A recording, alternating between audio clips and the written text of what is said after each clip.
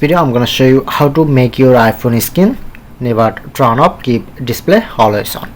So as you can see, now always my display is on when I'm press on to lock, but it's not turn off this. So how can I easily set up this?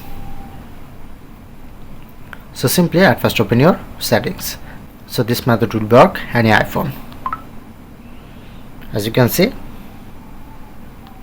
scroll down, display and brightness, scroll down, and as you can see showing it always on display. You just make sure to turn on always on display.